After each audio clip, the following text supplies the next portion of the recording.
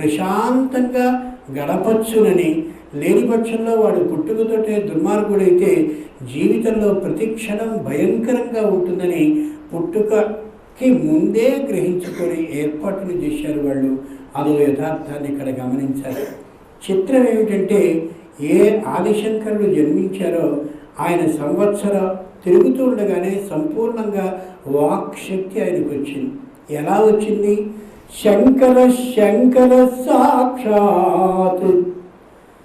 మనం ఎక్కడైనా సరే మనవాడికో పిల్లవాడికో అక్షరాభ్యాసం చెయ్యండి అని గురువు గారి దగ్గరికి వెళ్ళినట్టయితే ఆయన మన పిల్లవాడినో మనవన్నో ఆయన కుడి తొడ మీద కూర్చోబెట్టుకుని వాడి బుల్లి పిడికిల్ని తన పెద్ద పిడికిల్లో పుచ్చుకుని ఇలా రాయించేటటువంటి సందర్భంలో సరస్వతీదేవి ఏ చదువులకి అధిష్టాత్రి ఉందో ఆవిడ పేరు రాయించారు.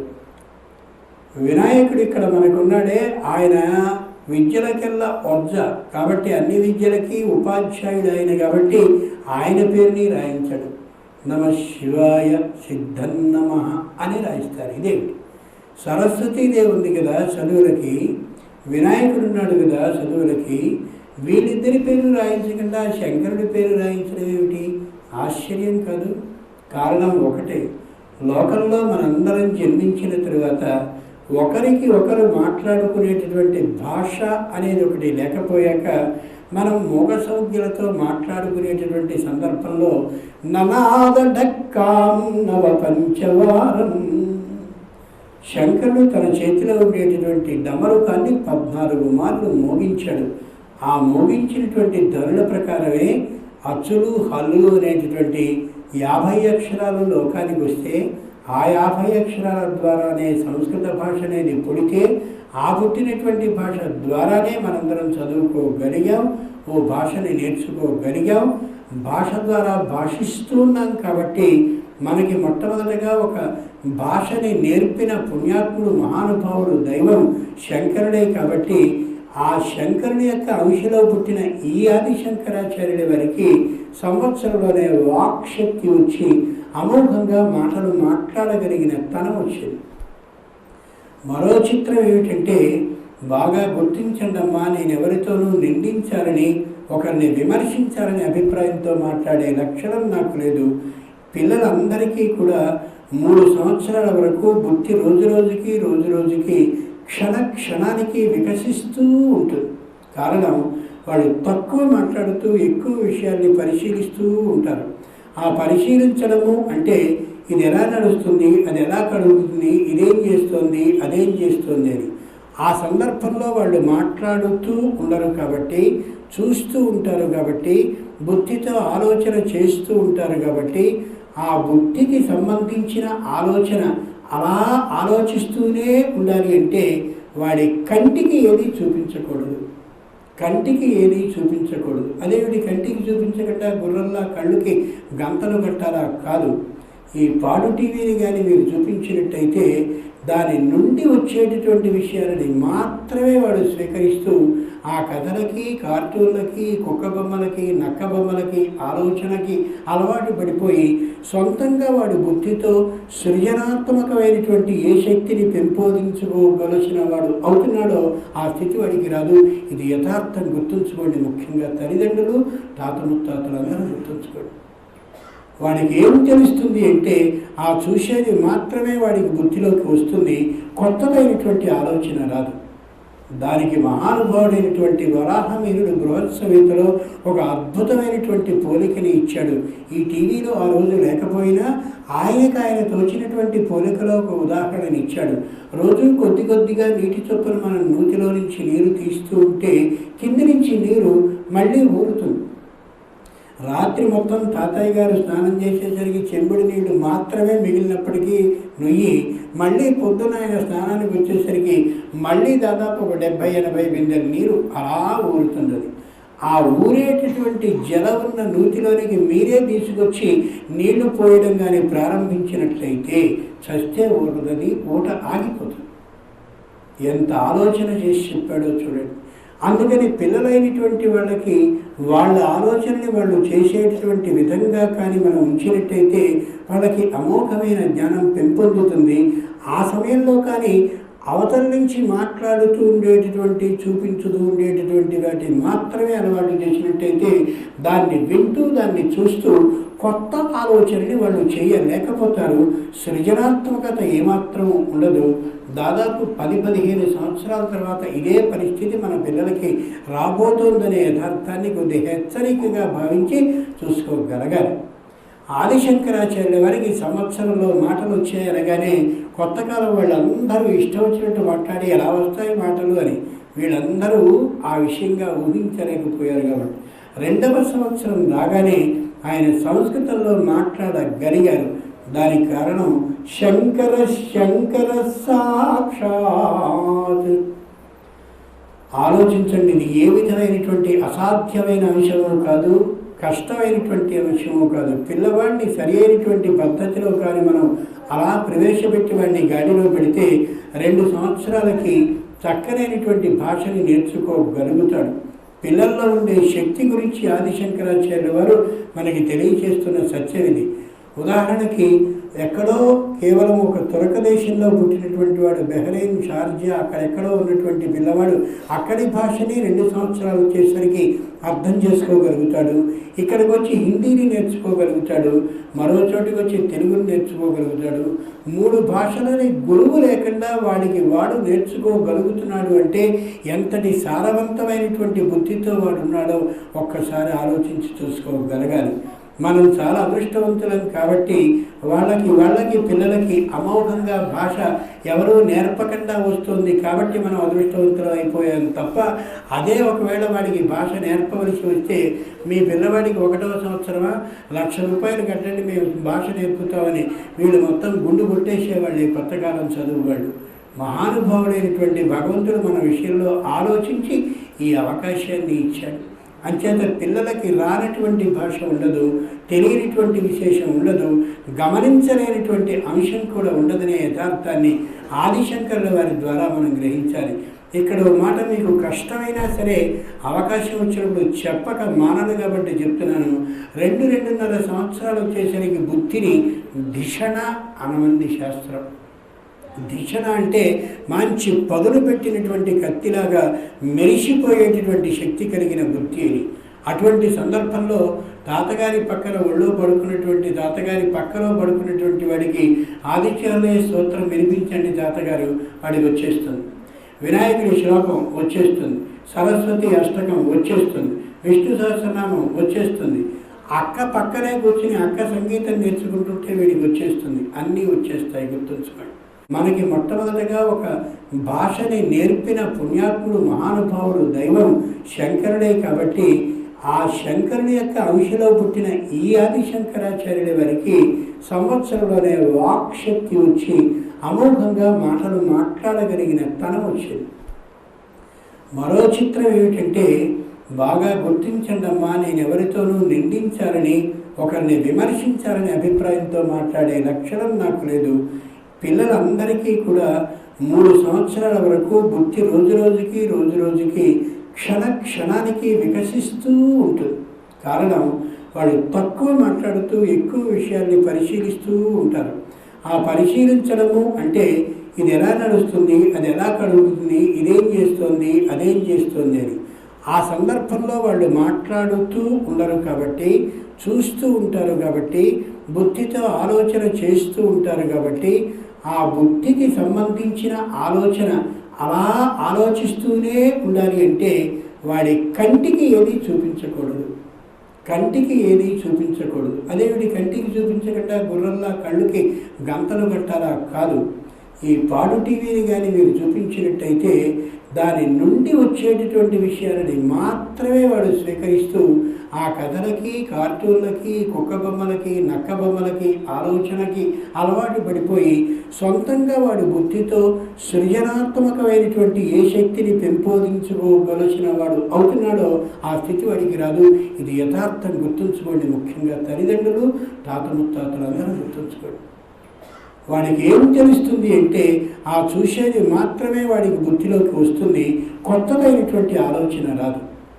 దానికి మహానుభావుడైనటువంటి వరాహమీరుడు బృహత్సవితలో ఒక అద్భుతమైనటువంటి పోలికని ఇచ్చాడు.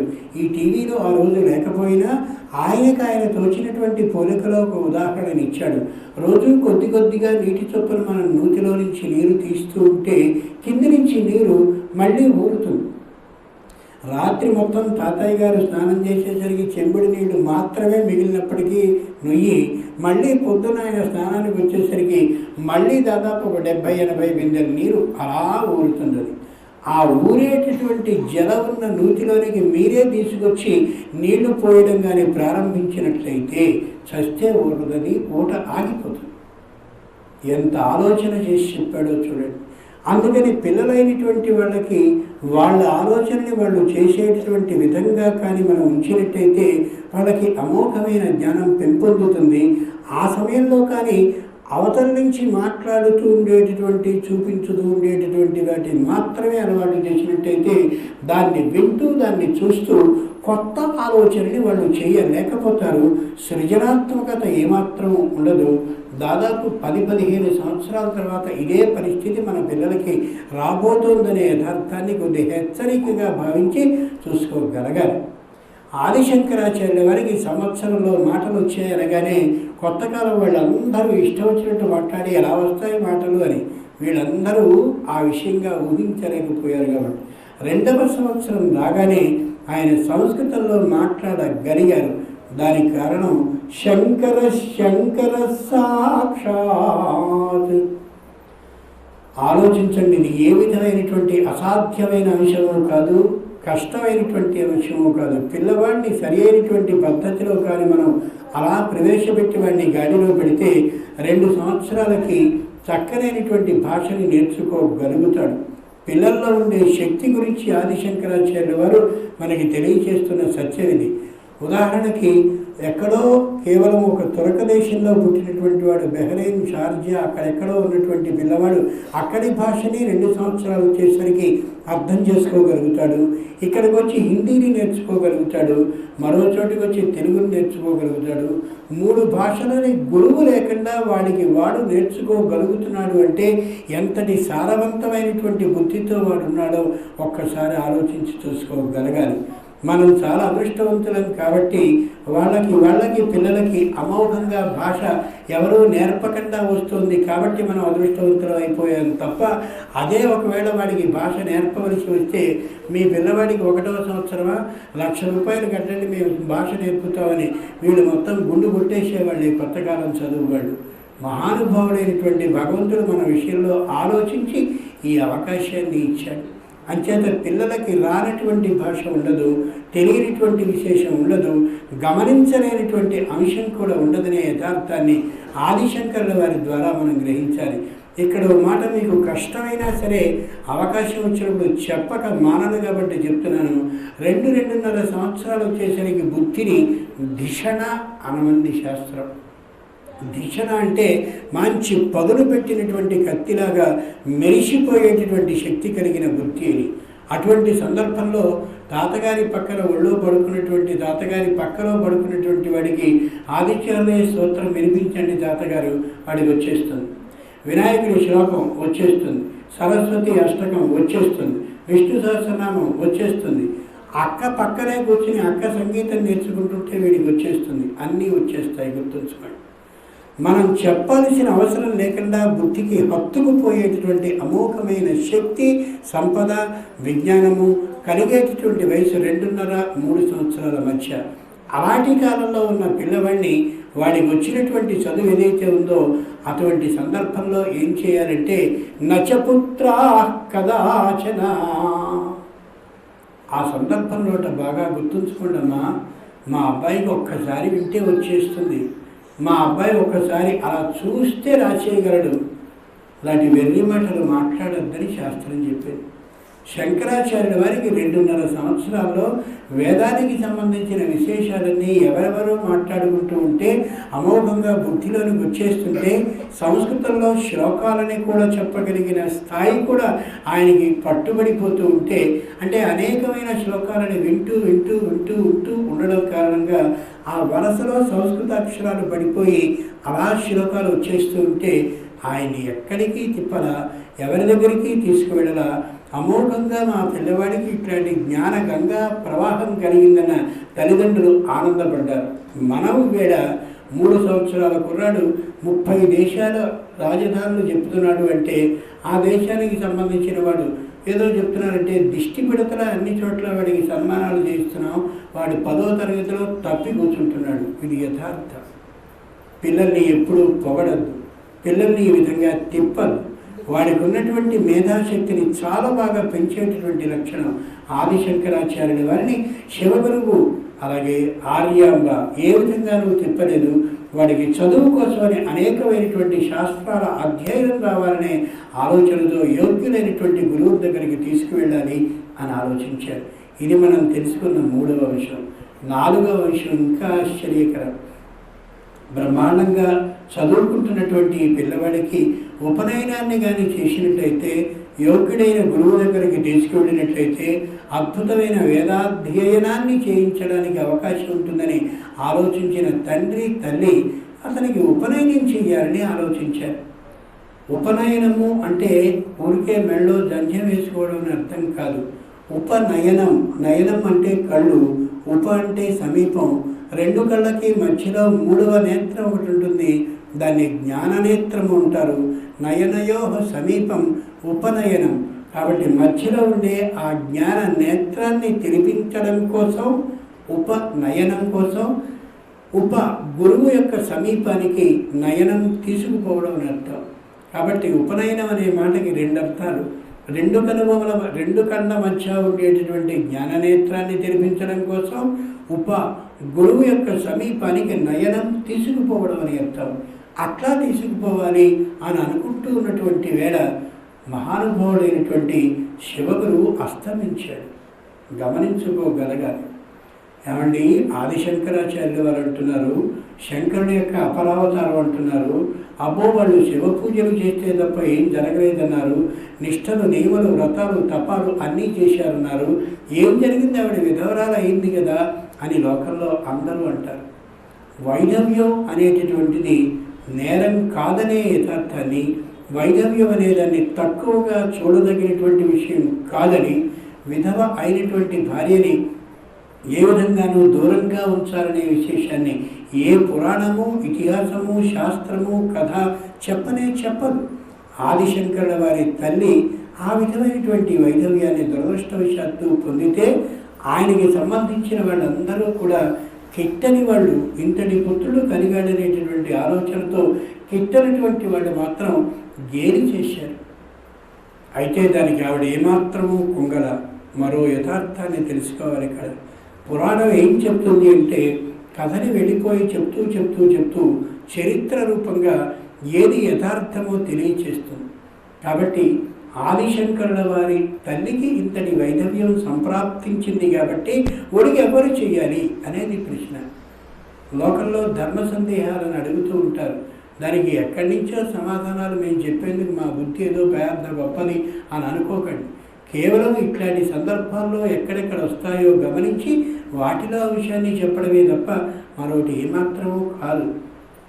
ఆదిశంకరాచార్యుల వారి తండ్రి మరణిస్తే ఆ తరువాత ఉండేటటువంటి సోదరుడి ద్వారా ఈ ఉపనయనాన్ని చెయ్యాలి అనే ఒక నిర్ణయాన్ని వాళ్ళు ఆలోచించారు. అంటే ఖచ్చితంగా ఆ ఉండేటటువంటి తండ్రి యొక్క ఆ పిల్లల్లో ఎవరు దీని తరువాత లేదా ఎవరు ఈయన పైనున్నారో వారు ఉపనయనాన్ని చేయడానికి అధికారం కలిగిన వాళ్ళనే ఆ ధర్మ సూక్ష్మాన్ని ఈ చరిత్ర ద్వారా మనం గ్రహించుకోగలగాలి.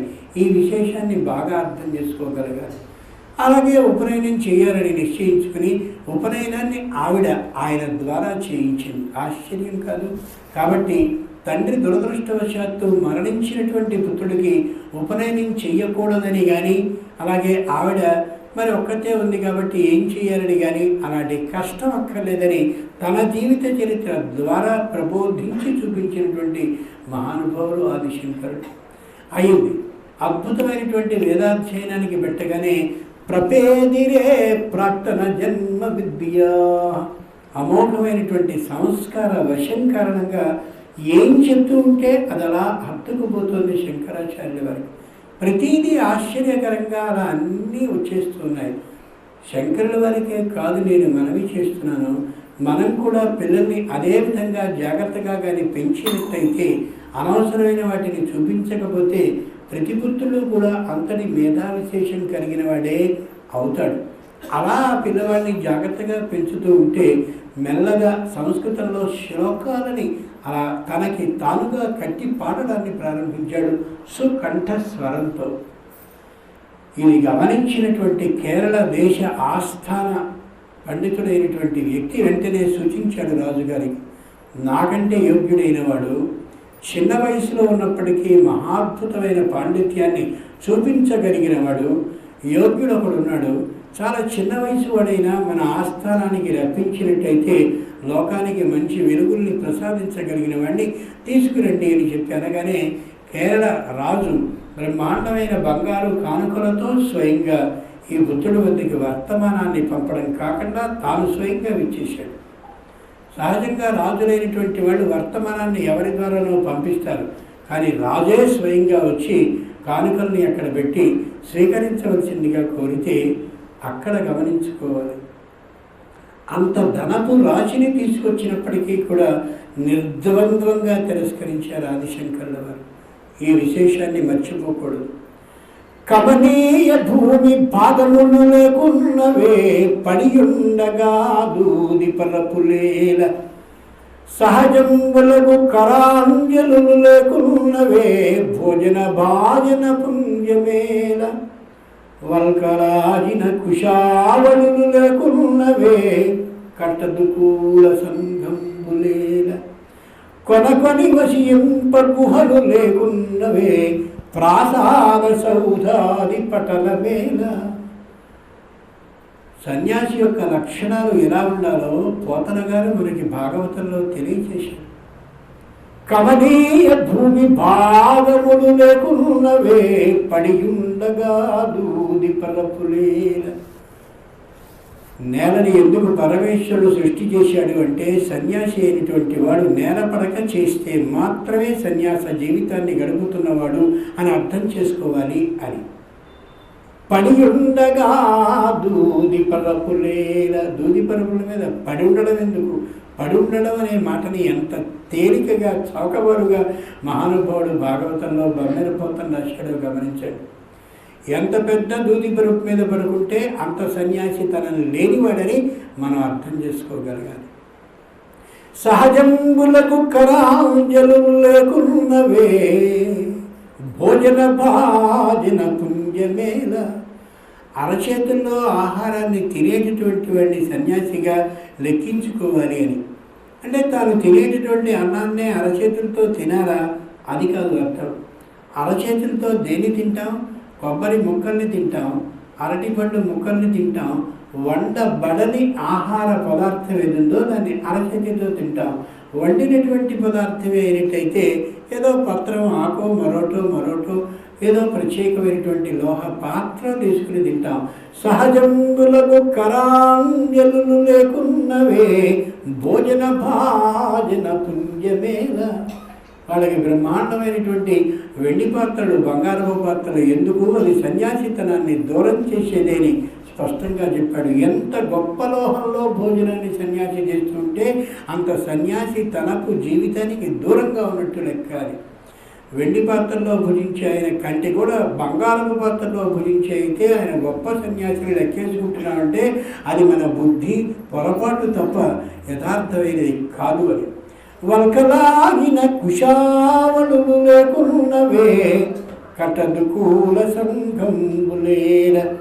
నారబట్టల్ని కట్టుకుని ఉండేటటువంటి వారు ఎవరో ఆయన నిజమైనటువంటి సన్యాస జీవితాన్ని గడుపుతున్న వారు అవుతారు తప్ప బాగా నునుపుగా జారిపోయేటటువంటి మనిషి పట్టుబట్టలు గడితే, ఎంత విలువైనటువంటి పట్టుబట్టల్ని గడితే అంత సన్యాస జీవితానికి దూరంగా ఉన్నాడు అని లెక్కించాలి అని.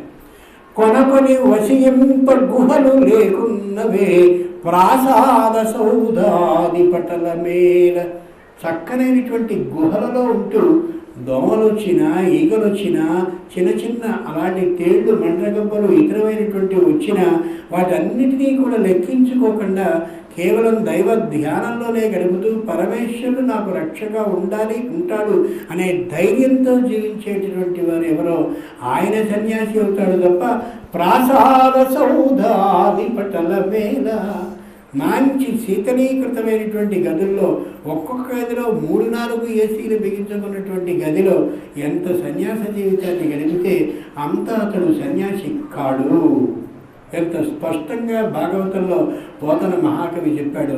వాడిని సన్యాసిగా ఆదరిస్తున్నామంటే గొర్రెలైనటువంటి భక్తులది తప్పు తప్ప ఆయన్ని ఏమాత్రము కాదనే విషయాన్ని కూడా భాగవతం మనకి అతి స్పష్టంగా చెప్తుంది.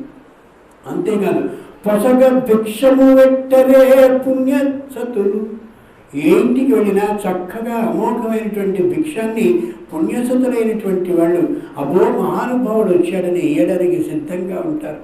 స్వాదు జలములనుండవే సకల నదులన్నీ కూడా ప్రవహించేది ఎందుకంటే సన్యాసి అయినటువంటి ఆయన సుఖంగా నీటిని స్వీకరించడం కోసం. అంతేకాదు ధనమదాంధులకు వేల తాపసులకు, తాపసులైనటువంటి వాళ్ళు ఎంత డబ్బున్న వాడి ఇంట్లో దిగితే అంత సన్యాసి కాదు అని స్పష్టంగా చెప్తున్నాను. ఒక్కసారి ఆ దృష్టితో భక్తులు ఆలోచించాలనే విషయాన్ని పోతన మహాకవి ఎంత బాగా ఆలోచించాడో చూస్తే ఈ శ్లోకాన్ని, ఈ పద్యాన్ని జాగ్రత్తగా సమన్వయించుకుంటే ఆదిశంకరాచార్యుల వారు యథార్థమైన సన్యాస జీవితాన్ని గడిపారు అనడంలో 100కి 200 నిజపుతనం మనకు కనిపిస్తుంది, యథార్థత కనిపిస్తుంది. సన్యాసులు అలా అయిపోతున్నారు అంటే వాళ్ళు అయిపోవటంలా గొర్రెలమైన మనం చేస్తున్నాం వాళ్ళని అలా. కాబట్టి మనం ఆలోచించి జాగ్రత్తగా ఉంచగలిగితే, వాళ్ళు ఆ విధంగా ఉండగలిగితే అప్పుడు నిజమైనటువంటి సన్యాస జీవితాన్ని గడుపుతున్న వాళ్ళు అవుతారు. అంచేత మహానుభావులైన శంకరాచార్యుల వారు కేరళ దేశపు రాజు అమోఘమైన బంగారు నాణ్యాలని పట్టుకుని ఇస్తే తృణీకరించాడు ఆయన. వద్దు నాకు, నేను రాను. అది నిజమైనటువంటి సన్యాస విధానం. రాజు పాపం చెప్పలేనిటువంటి నిరుత్సాహంతో తిరిగి వెళ్ళిపోయాడు. ఆ తర్వాత మహానుభావుడైనటువంటి ఆదిశంకరాచార్యుల వారు తనదైనటువంటి వృత్తి ధర్మం ప్రకారం సన్యాస జీవితాన్ని స్వీకరించాలని అనుకునే కాలానికే అప్పటికే 8 సంవత్సరాల వయసు వచ్చేసింది. బ్రహ్మాండమైనటువంటి శ్లోకాలని, స్తోత్రాలని లోకంలో అందరి మీద రాయాలని ఆలోచించి మొట్టమొదటిగా గణేశుడిని ధ్యానించాలని ఊహించారు. చూడండి, నేను మనవి చేసేది ఏమిటంటే, మనకి అథర్వశీర్ష ఉపనిషత్తులో వినాయకుడి గురించి అద్భుతమైనటువంటి మంత్రాలు మనకి ఉపనిషత్తులో కనిపిస్తాయి. త్వమేవ ప్రత్యక్షం బ్రహ్మాది, త్వమేవ ప్రత్యక్షం బ్రహ్మ వదిష్యామి, రథం వదిష్యామి, సత్యం వదిష్యామి, తన్మామవతు, ఇలా ఉన్నాయి. ఓం లం నమస్తే గణపతయే అని ఇలా ఉంది. అది చదువుకోము అని అల్లా ఆయన ఏం చేశారు అంటే, కావాలని గణేశ పంచరత్న స్తోత్రాన్ని రాశారు.